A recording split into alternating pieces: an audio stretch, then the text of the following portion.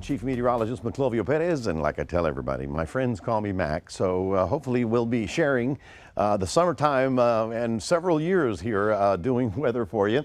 Notice these temperatures, they've knocked down just a little bit. We were at 88 again today and dropping down at 77, but these are the current temperatures as you can see, and once the sun goes down, well, obviously the weather should cool down.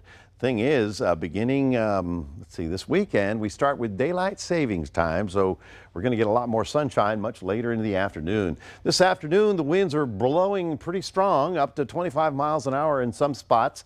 All of the wind headed northbound into this area right about here. Big thunderstorms are popping up just north of Dallas, all the way down to possibly, the Abilene area. That's where all the big stuff is. This is actually a frontal system that is bringing cooler weather up north. And you might be asking, well, is it coming to our area?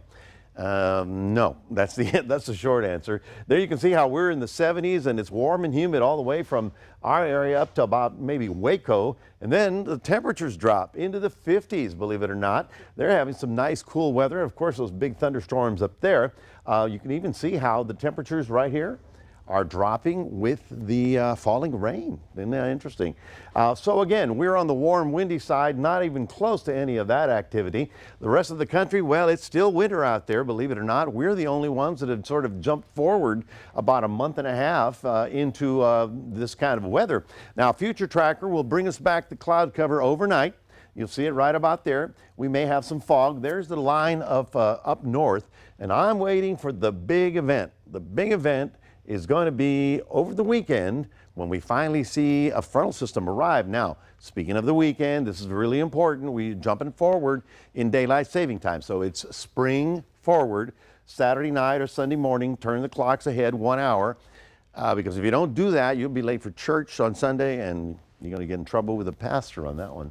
Anyway, here's the area where we're expecting the heavy rain to occur over the next 12 hours. So it'll be all way up there and not anywhere close to our region. We're going to be high and dry as we're getting through the day here. Now, as we look at our forecast overnight, we're getting, well, we're in the 70s right about now. It's fair and warm, but the clouds will build up. Tomorrow morning we'll be in the overcast again, but a little bit more breezy as that frontal system starts moving down. It gets closer and then it fall apart somewhere along the I-10 corridor. But 68 will be the overnight low temperature. Tomorrow we're looking at a high of 84 degrees. Yes, warm and muggy and windier because of the arrival of that front.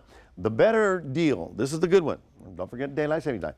Sunday night, cool front comes in and actually cools us down into the upper and mid 70s for the early part of next week. That's your 7-day forecast. Don't forget you can scan me